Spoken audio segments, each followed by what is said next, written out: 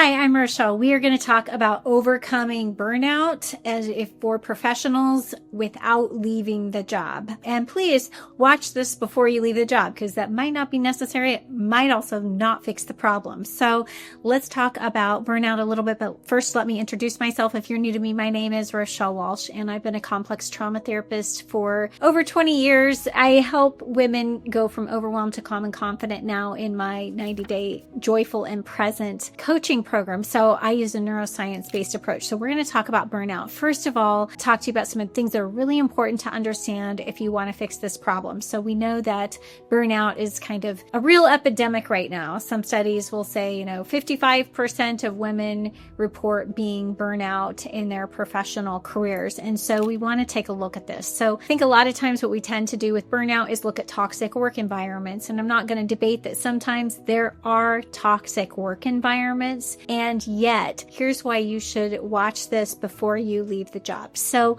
I have met with many women over the years who have left their job, taken a sabbatical, maybe even taken early retirement or walked away, only to find that the burnout continues.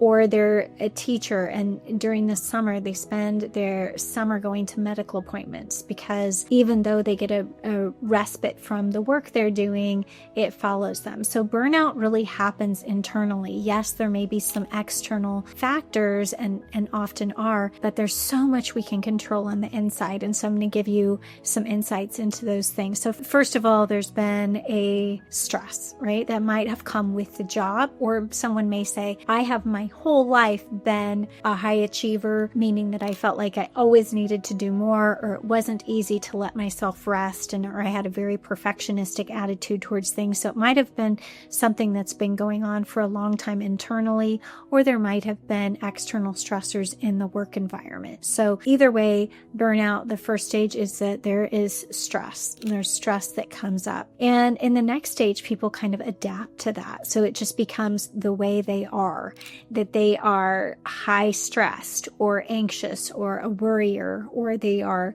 extending their hours at work or never able to shut it off once they go home. And so they're adapting to stress and it becomes kind of normalized for them. And so even when they don't have something to stress about, that stress response is turned on and their mind is saying, well, maybe you should worry about this. And what about this? And it may be things from the past. It may be things that are probably never going to happen. Or it may be that they are worried about something that just, maybe they're doing fabulous at work and yet they're always have this sense of impending doom. Or even if they're, people can get burnout not being in a corporate world too. They can get burnout at home taking care of kids and maybe they're always worried about the next thing that's going to happen. So, but they've adapted to that stress and it's become habitualized in their nervous system and their brain and their body. And then the last stage is the fatigue and the shutdown that comes. So eventually under the weight of that chronic stress, we start to see things like brain fog, lack of mental clarity, inability to focus, not solving problems the way we used to.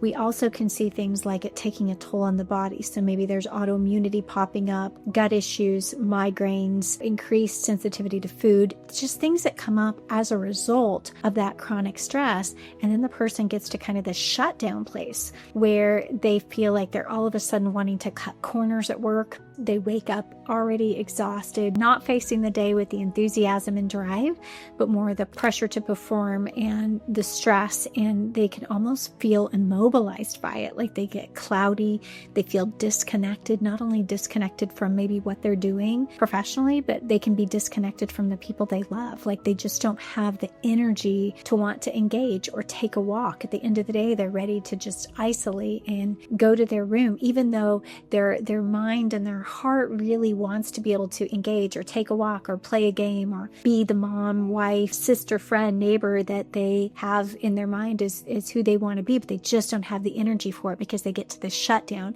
And then people will think it's just not worth it. Like if I can't have any balance, I'm going to have to leave the job, but maybe financially, they want to stay. Maybe they remember a time where they were so driven with purpose and really got a lot of validation and used a lot of creativity in their professions. They really have loved it and they don't want to walk away, but they also recognize they don't want to sacrifice their well-being, their physical or emotional well-being. So that's the crux. So here's what we're going to talk about. So that's essentially burnout, right? We have stress, adaptation to stress, and then we have the shutdown. And we're going to talk about why leaving the job isn't really always the best solution. So one thing the reason it's not the best solution, and oftentimes, again, I'm not saying if there's a toxic work environment and you've decided, trust your discernment. If you need to leave that environment, but if you find that you leave that environment, it carries you or it carries with you or it carries into the next job, then you're going to want to take a look at what's going on internally that might help me to be able to do the things that I love without becoming burnout. So usually we're going to have to get to some underlying subconscious statements, and there might be one that's running your life. There might be more than one. These statements are going to be the reason or reasons that you have ended up in burnout. So it might be things like some subconscious program that says, I'm the one who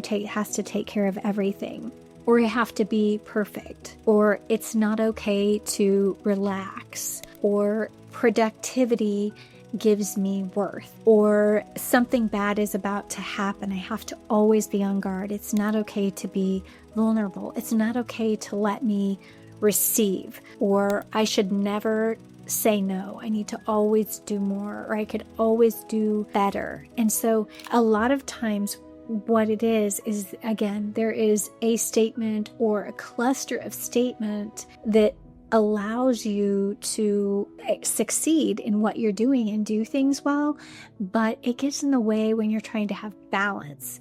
And so then you find that you are performing at work or at home from a state of pressure rather than a state of energy. So it's like you're consistently pushing it. It makes it hard to set boundaries. It makes it hard to appreciate achievement and really rest in it. It causes you to feel guilty when you say no or try to establish balance for yourself. It also, these statements that we have, these subconscious statements, they induce a stress response because they're not aligned with truth. They're very unhealthy for us. Like if we were ingesting something unhealthy for us and we're having a reaction to it, when we are, living driven by these subconscious statements, it's not healthy for us. So this stress response keeps us up at night. Then we're not able to sleep, so we don't get restored. So that natural rhythm where we have output and then we have recovery, we lose that natural rhythm. So even at night when we're going to sleep, we're not able to really rest peacefully. And so over time, that really takes a toll on our nervous system, our brain, and our body.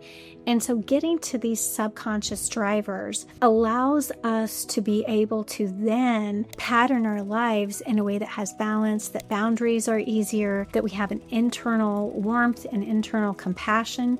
It allows us to build in emotional regulation. So uncover that statement. Ask yourself, what happens, when people start to step away and maybe they say, I promised myself I wasn't going to work tonight. I was going to shut the computer down and go home and be with my family. And then all of a sudden you're popping up, your email, you're responding with urgency. What is it that's going on there? Stop, be aware. What is it you're telling yourself about that situation? Is it just a programmed response in your body, kind of like scrolling, where you're, just conditioned to do that? It's become very habitual. Or is it everything is urgent and it's not okay for me to step away? What happens when you try to set a limit and someone is disappointed in you? What do you do with the emotions of that? Do you find yourself caught up in feeling guilty or believing that maybe it's going to end up in you losing a friendship or compromising your career? So what happens emotionally when you try to set a boundary? These are the things that you need to really peel the layers back to, because boundaries are important. Lifestyle is important. Having rhythms that support your ability to have a calm and regulated nervous system is at the core of being healthy. So having patterns that support that. Oftentimes these underlying statements are going to be the things that make it difficult to live out those patterns in your life. So take some time, try to really focus on calming, doing things that can allow you to be in a reflective pattern of thought where you're really able to observe your thoughts. You can try journaling for this, but get to those underlying statements and then try to assess them. Where did those come from? Where did they come from? And what does my wisest brain say about that? What would someone that I respect say about that? Too often times we're run by these subconscious programs because they're just normal to us. They're just part of our autopilot. So we don't take them out and reevaluate them to be able to see what really needs to shift. And for lasting change, this is always going to be a piece of the work. I don't care what else, we see and that you see online about, releasing stress, and we can go get massages. We can do all of those things that are very good. Go get massages, go get acupuncture, do somatic exercises to relieve stress. If you have these underlying programs that are causing you to burn out, you're going to be continually trying to detox, but you're not necessarily going to be shutting off that stress response. So if you want to live in greater emotional freedom, you're going to have to get to those core programs and have those really be aligned and reprogram yourself with truth so that you can do what you were created to do. We all have a purpose. We all have gifts and talents and things we want to put out into the world. And we want to be able to do that from a place of health and well-being and light rather than burnout and frustration and exasperation that leaves us to a place of sickness. So I hope this is helpful. If you like this kind of content, please subscribe so that you'll get notifications of my other videos. You can also see me on other social media platforms, Facebook and Instagram. I also have a free masterclass below that Secrets to a Calm Mind that describes the underlying cause of overwhelm and burnout. So check it out if you're interested in knowing how to fix this problem for good. My name's Rochelle. Again, thank you for being here. And until next time, stay joyful and present.